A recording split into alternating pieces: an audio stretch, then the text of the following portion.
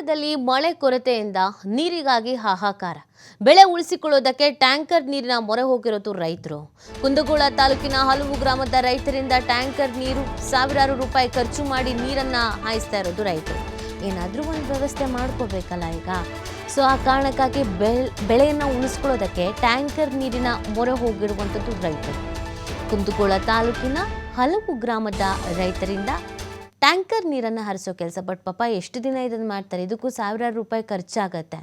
ಬೆಳೆದಿರೋ ಬೆಳೆ ಇನ್ನೇನು ಕೈ ಸೇರಬೇಕು, ಮಳೆ ನಿಂತು ಹೋಗಿದೆ, ಹೆಂಗಾದರೂ ಮಾಡಿ ಈ ಫಸಲನ್ನು ಉಳಿಸ್ಕೊಳ್ಬೇಕು ಅಂತ ಪ್ರಯತ್ನ ಪಡ್ತಾ ಇದ್ದಾರೆ.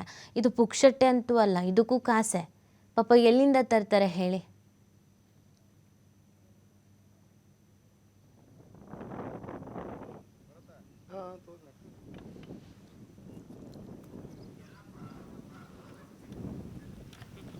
ಇದಕ್ಕೆ ಸಂಬಂಧಪಟ್ಟಂತೆ ನಮ್ಮ ಪ್ರತಿನಿಧಿ ಯಲ್ಲಪ್ಪ ಅಲ್ಲಿನ ವಾಸ್ತವ ಚಿತ್ರಣವನ್ನು ವಿವರಿಸಿದ್ದಾರೆ ಮತ್ತು ಅಲ್ಲಿನ ರೈತರನ್ನು ಮಾತನಾಡಿಸಿದ್ದಾರೆ. ಕೇಳೋಣ ಬನ್ನಿ. ಧಾರವಾಡ ಜಿಲ್ಲೆದಂಥ ಮುಂಗಾರು ಮಳೆ ಸಂಪೂರ್ಣವಾಗಿ ಕೈ ಕೊಟ್ಟಿದೆ. ನೆಚ್ಚಿದ ಬೆಳೆಗಳೆಲ್ಲವೂ ಇವತ್ತು ಬಿಸಿಲಿನ ತಾಪಕ್ಕೆ ಬಾಡಿ ಹೋಗಿವೆ, ಒಣಗಿ ಹೋಗುವಂಥ ಸ್ಥಿತಿಗೆ ನಿಂತಿವೆ.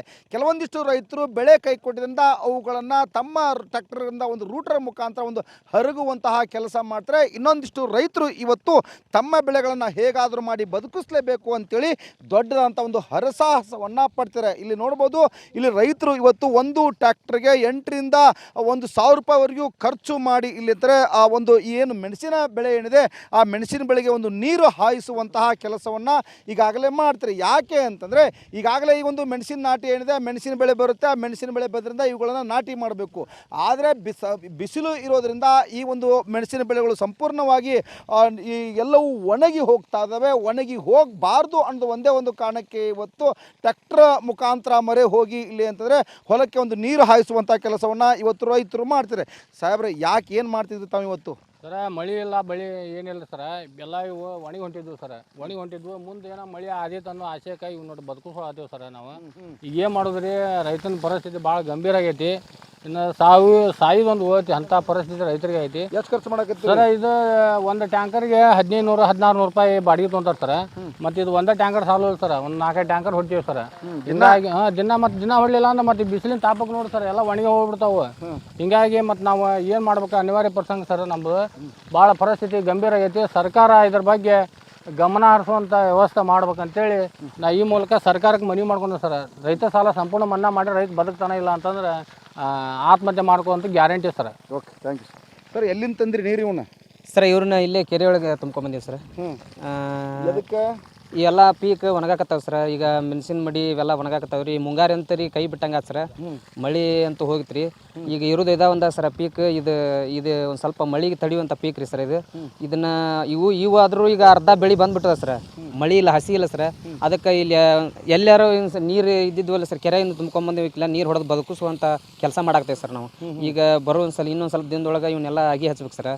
ಅದಕ್ಕೆ ಇವಕ್ಕೆ ಎಲ್ಲ ಸಹಾಯಕತ್ತಿದಾವೆ ಸರ್. ಹೀಗಾಗಿ ಮಳೆ ಇಲ್ಲಾರ್ಕ ಮಳೆ ಬದುಕು ಸಲುವಾಗಿನ ಸರ್ ನೀರು ಬಿಡಿಸಾಕತ್ತೇವೆ. ಎಲ್ಲ ಬೆಳೆ ಅಂತೂ ಹೋಗಿಬಿಟ್ಟಾವ ಸರ್. ಈಗ ಉದ್ದ, ಹೆಸರು, ಶೇಂಗಾ ಎಲ್ಲ ಅವೆಲ್ಲ ಈಗ ಆಲ್ರೆಡಿ ಕೈ ಬಿಟ್ಟಂಗೆ ಆಗಿಬಿಟ್ಟಾವ ಸರ್. ಇದು ಮತ್ತೆ ದೊಡ್ಡ ಖರ್ಚಲ್ಲಿದೆ. ಇದು ಖರ್ಚು ಸರ್. ಮತ್ತೆ ಏನು ಮಾಡೋಕೆ ಅನಿವಾರ್ಯ. ರೈತರು ಇದು ಕೆಲಸ ಬಿಟ್ಟು ಮತ್ತೆ ಬೇರೆ ಕೆಲಸ ಮಾಡೋಕ್ಕಾಗಂಗಿಲ್ಲ ಸರ್. ಇದನ್ನ ಬಿಟ್ಟು ಎಲ್ಲಿ ಹೋಗೋಣ ಸರ್. ಅದಕ್ಕೆ ಇದನ್ನಾದ್ರೂ ಬದುಕಿಸ್ಕೋಬೇಕಲ್ಲ ಸರ್ ಅಂತೇಳಿ ನಾವು ಇದಕ್ಕೆ ನೀರು ಹೊಡೆಯಾಕತ್ತೀವಿ sir. Okay, thank you sir. ಈಗಾಗಲೇ ನಾವು ನೆಚ್ಚಿದಂತಹ ಬೆಳೆಗಳು ಗೋವಿನ ಜೋಳ ಇರ್ಬೋದು, ಹೆಸರು ಬೆಳೆ ಇರ್ಬೋದು ಸೇರಿದಂತಹ ಅನೇಕ ಬೆಳೆಗಳು ಇವತ್ತು ಒಣಗಿ ಬಿಸಿಲಿನ ತಾಪಕ್ಕೆ ಸಂಪೂರ್ಣವಾಗಿ ಒಣಗಿ ಹೋಗಿವೆ. ಇವತ್ತು ಅನಿವಾರ್ಯವಾಗಿ ಉಳಿದಂತಹ ಒಂದು ಬೆಳೆ ಇವತ್ತು ಮೆಣಸಿನ ಬೆಳೆ. ಈ ಬೆಳೆಯನ್ನಾದರೂ ನಾವು ಇವತ್ತು ನೀರು ಖರ್ಚು ಮಾಡಿ ಇವತ್ತು, ಯಾಕಂದರೆ ಪ್ರತಿ ಟ್ಯಾಂಕರ್ಗೆ 8ರಿಂದ 1,000 ರೂಪಾಯಿ ಖರ್ಚು ಮಾಡಬೇಕಾದಂತಹ ಅನಿವಾರ್ಯತೆ ಬಂದಿದೆ. ಹೀಗಾಗಿ ನಾವು ಖರ್ಚು ಆದರೂ ಸಹಿತ ಇವತ್ತು ಬೆಳೆಗಳನ್ನು ಉಳಿಸಬೇಕಾಗಿದೆ ಅನ್ನೋದು ರೈತರ ಮಾತು. ಸಾಹೇಬ್ರೆ, ಎದ್ರ ಸಂಬಂಧ ಉಳಿಸಾಕತ್ತೀರಿ? ಏನಿಗೆ ಇವು ಈಗ ನೋಡ್ರಿ, ನಾಳೆ ಹಚ್ಬೇಕಂತಂದ್ರಿ ಮಿನಿಮಮ್ ಇದೆ ಚಲೋ ಇತ್ತು ಅಂತಂದ್ರೆ ಹಚ್ಚಕ್ಕೆ ಬರ್ತೈತೆ ರೀ. ಇಲ್ಲ ಅಂತಂದ್ರೆ ಈಗ ನಾವು ಡೈಲಿ ನೀರು ಹೊಡಿಲಿಲ್ಲ ಅಂತಂದ್ರೆ ಒಣಗಿ ಹೋಗಿಬಿಡ್ತೈತೆ ರೀ. ಈಗಾಗಲೇ ಅಂದರೆ ಸಂಪೂರ್ಣವಾಗಿ ಬೆಳೆಗಳು ಒಣಗಿ ಹೋಗ್ತವೆ. ಹೀಗಾಗಿ ನಾವು ಅನಿವಾರ್ಯವಾಗಿ ಬೆಳೆಗಳನ್ನು ಬದುಕಿಸಬೇಕು, ಅವುಗಳನ್ನು ಉಳಿಸ್ಬೇಕು. ಆದರೆ ನಾವು ಟ್ಯಾಂಕರ್ ಮರೆ ಹೋಗ್ತೀವಿ, ಮತ್ತು ಇದು ನಮಗೆ ಹೆಚ್ಚಿಗೆ ಹೊರೆ ಆಗ್ತಿದೆ. ಯಾಕಂದರೆ ಈಗ ಎಕರೆಗೆ ನಾವು ಪ್ರತಿ ವರ್ಷವೂ ಸಾಯಿಲಂದರೆ ಪ್ರತಿ ವರ್ಷ ನೋಡಿದಾಗಲಂದರೆ ಈ ವರ್ಷ ಎಕರೆಗೆ 20ರಿಂದ 25 ಸಾವಿರ ಖರ್ಚು ಮಾಡಿದ್ದೀವಿ. ಈಗ ಇಲ್ಲಂತಂದರೆ ಬೆಳೆಗಳನ್ನು ಉಳಿಸ್ಬೇಕಾದ್ರೆ ಟ್ಯಾಂಕರ್ ನೀರಿಗೆ ಇಲ್ಲಿ ಅಂತಂದರೆ ಮತ್ತೆ ಒಂದು 5ರಿಂದ 10 ಸಾವಿರ ರೂಪಾಯಿ ಖರ್ಚು ಮಾಡಬೇಕಾಗಿದೆ. ದೊಡ್ಡದಂಥ ಹೊರೆ ಬಂದಿದೆ. ಹೀಗಾಗಿ ಇಂತಹ ಕಷ್ಟ ಸಮಯದಲ್ಲಿ ನಮಗೆ ಸರ್ಕಾರ ನಮ್ಮನ್ನು ಬದುಕಿಸಬೇಕು, ನಮ್ಮ ಸಾಲವನ್ನು ಮನ್ನಾ ಮಾಡಬೇಕು. ಮಾಡಬೇಕು, ಬೆಳೆ ಪರಿಹಾರ ನೀಡಬೇಕು ಅನ್ನೋದು ಅನ್ನದಾತನ ಕಣ್ಣೀರಿನ ಮಾತು. ಕ್ಯಾಮ್ರಾ ಪರ್ಸನ್ ಜೊತೆ ಯಲ್ಲಪ್ಪ ಸೊಲರಗೊಪ್ಪ, TV5 ಹುಬ್ಬಳ್ಳಿ.